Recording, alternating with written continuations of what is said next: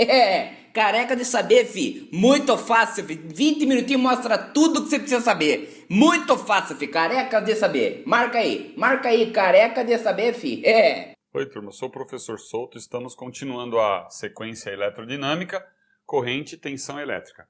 Aqui eu peguei um exercício simples para organizar sua cabeça, seu entendimento da matéria. Então nós temos aqui um condutor metálico, tá? Ele diz o exercício que a corrente é de 4 amperes, então esta é a corrente e o sentido dela é o sentido convencional, tá? Lembrando que aqui as setinhas é o sentido convencional. E o que acontece? Eu vou até mostrar para vocês de uma outra forma, que eu até prefiro agora pensando melhor, que é assim, ó. Os elétrons, não esqueça que é no sentido contrário, tá? Então vamos tirar isso aqui, só deixar aqui os elétrons propriamente dito indo no sentido para lá. No sentido da corrente convencional, então esses pontinhos aqui são os elétrons. Muito bem, eles estão indo para lá, tá? Na verdade. A pergunta é, qual é a quantidade de carga que atravessa a seção transversal, olhando esse fio, fazendo aqui um corte, ó. Fazendo aqui um corte nesse condutor metálico e olhando de frente, você vai ver assim, por exemplo, pode ser um círculo e os elétrons estão passando assim, tá? Ó, o movimento é perpendicular a essa seção transversal do fio. E aí, nessa área, né, do círculo, que aqui nós temos uma área, esses elétrons estão atravessando. Aí ele quer saber a quantidade de carga que atravessa essa seção transversal em 10 segundos. Então, ΔT é o tempo, tá? Então,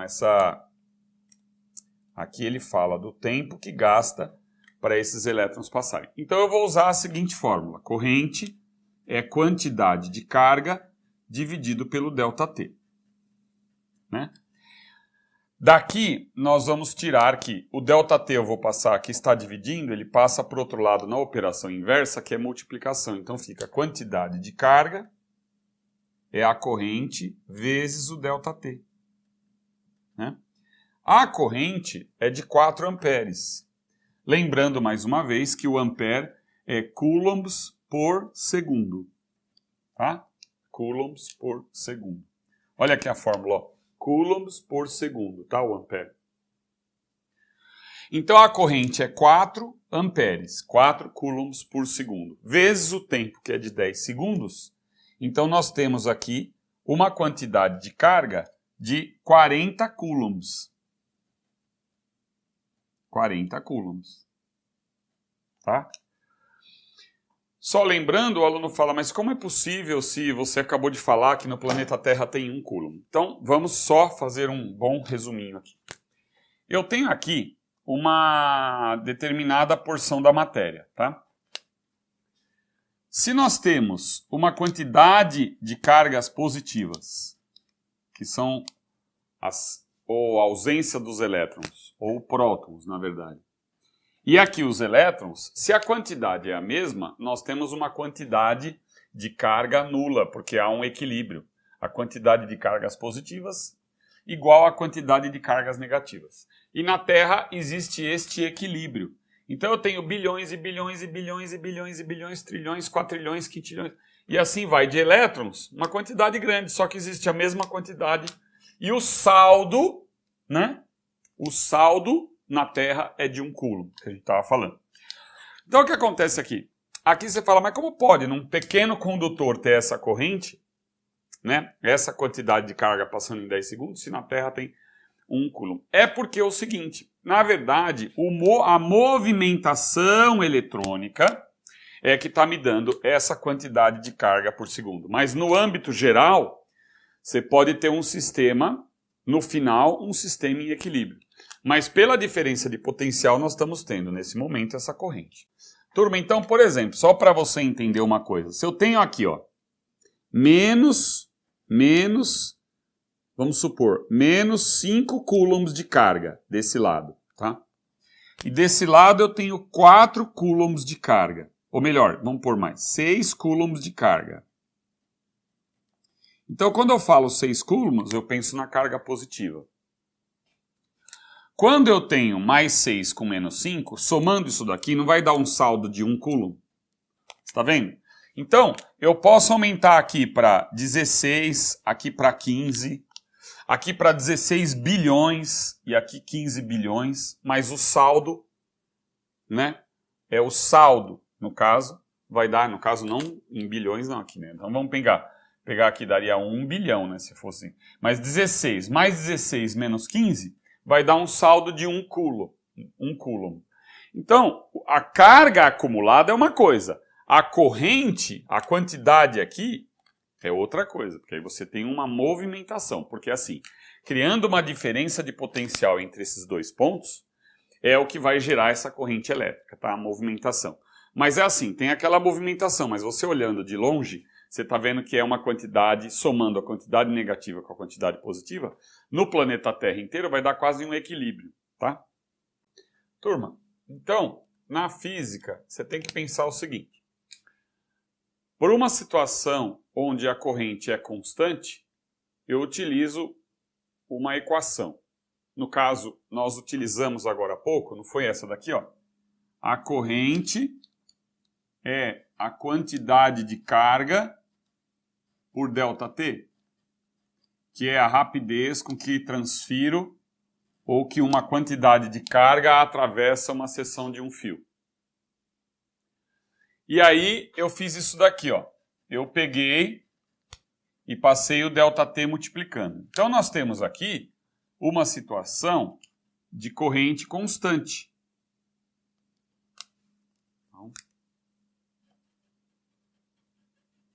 A corrente é constante. Então eu vou passar o ΔT multiplicando.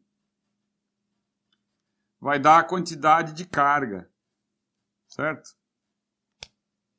Então, essa fórmula aqui, ela é utilizada quando eu tenho uma corrente constante no intervalo de tempo. Aí eu calculo a quantidade de carga. Mas e se a corrente for variável? Nesse caso, de 0 a 10 segundos, teve uma variação de corrente de 1 até 5, de uma forma linear, como você está vendo aqui. Aí, o que eu vou fazer? Eu vou fazer que a quantidade de carga... Então, agora é a pergunta. Quantidade de carga. Qual é a quantidade de carga que atravessa o fio aqui em 10 segundos? É numericamente igual. Por quê? Porque o I é a altura dessa figura. Se você pegar aqui, separar aqui num retângulo, ó, eu vou separar aqui e colocar aqui um retângulo. Veja bem, ó. A área de um retângulo não é base vezes altura?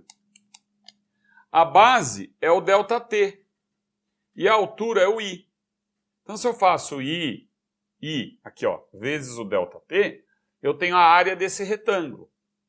Então, se eu somar todos os retângulos que estão aqui, se eu pegar todos os retângulos e somar as áreas, né, eu vou ter, claro, você vai diminuindo cada vez mais o tamanho desse retângulo, a gente vai ter a área da figura. Então, deixa eu tirar essa rebarbinha aqui, porque na verdade é uma... É assim, né? Porque você tem um retângulo, essa área que eu estou considerando aqui desse lado eu tirei aqui, tá? Então fica assim. Mas de qualquer forma, se você calcular a área desta figura, você vai ter o I vezes o ΔT, que é o somatório de todos os retângulos. Então eu digo que é numericamente igual a área do gráfico I vezes ΔT. Você vai utilizar essa propriedade, chamada propriedade gráfica, quando a corrente não for constante. Tá? Nesse caso, nós temos um trapézio. Então, aqui teria a base maior, aqui a base menor. A altura é o lado perpendicular.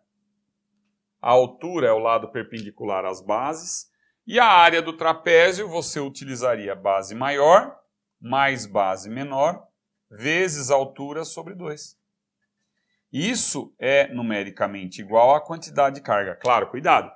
Área é uma grandeza diferente de quantidade de carga. A gente só aproveita o valor numérico. Então ficaria aqui o cálculo, nós teríamos a base maior, que é 5, porque vai de 0 Essa base vai do 0 ao 5. A base menor é 1. Então, nós temos aqui 6. A altura é o pé, essa base aqui. Essa altura é o lado perpendicular às bases, que vale 10, dividido por 2. Essa quantidade de carga, que vai dar 6 vezes 10, que é 60, dividido por 2. Então, nós temos, nesse caso, 30 coulombs. Tá? Essa quantidade de carga que atravessou o fio em 10 segundos com a corrente variável. Então, grave isso daqui. A corrente é variável. Tá? Vamos, numa sequência agora, falar de diferença de potencial. Turma, então aqui nós temos a corrente elétrica convencional, né? Aqui o potencial A e um potencial B. Vamos supor que o potencial A eu tenha 50 volts. Lembrando que a unidade do potencial é o volt, que representa esse potencial, a energia elétrica pela quantidade de carga. Né? Então, a gente tem o seguinte, a diferença de potencial é o que gera a corrente elétrica. O interessante e importante que você saiba é que a corrente convencional, ela vai, presta atenção, do maior para o menor potencial, que é aquela coisa da queda d'água. Lembra que eu coloquei aqui uma altura? Aqui nós temos maior energia potencial, né? Aqui é o maior potencial, aqui é o menor potencial. Então a água não vai do maior para o menor. Então aí eu digo a diferença de potencial representada pela letra U. Então, ó, potencial, e esse DDP é diferença de potencial, que é o responsável pela geração da corrente elétrica. E eu tenho que o U, que é a DDP entre os terminais A e B, vai ser o potencial A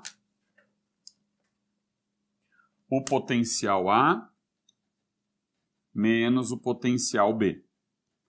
Então, nós temos aqui a diferença de potencial, que é o que está causando a corrente elétrica. E aí, 50 menos 20. Então, eu tenho uma diferença de potencial de 30 volts. Então, eu escrevo aqui 30 volts. Tá? Turma, então a simbologia aqui nós temos, ó, reescrevendo aqui. Eu tenho um potencial A e um potencial B. E aqui eu vou fechar o circuito. Então, esse é o maior potencial, né? Então, veja bem, aqui nós temos uma fonte, no caso uma bateria, então eu vou ligar assim, ó, tá? Então, vamos ligar aqui uma bateria que gerou essa diferença de potencial, certo? Então, veja bem, a corrente convencional, olha só, ela vai nesse sentido, desse risquinho menor para o risquinho maior, tá? Passando a esse modelo que você acabou de ver, certo?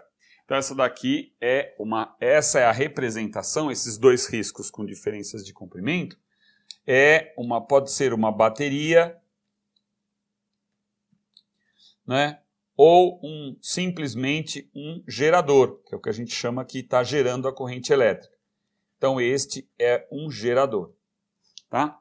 Depois a gente vai ver com mais detalhes. Essa voltagem do gerador é chamado de força eletromotriz, tá? Que é a voltagem criada pelo gerador.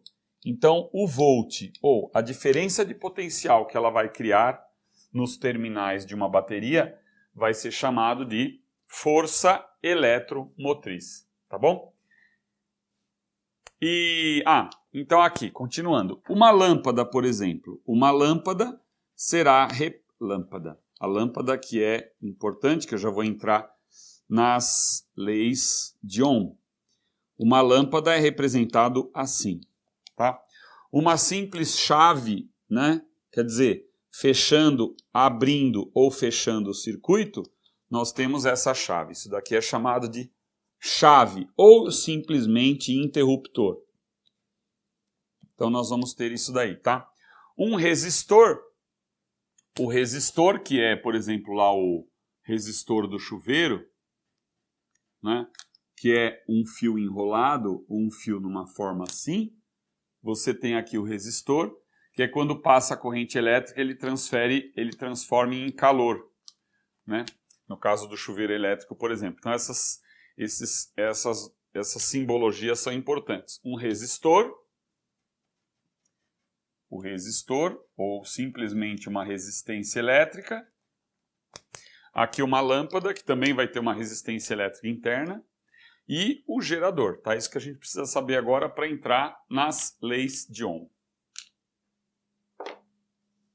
Turma, nós vamos entrar agora na próxima aula em leis de Ohm. Vou falar da primeira e da segunda lei de Ohm, né? O nome dele é George Simon Ohm. E a unidade que a gente vai utilizar é Ohm, que é o que falta para completar a relação entre a corrente elétrica e a diferença de potencial.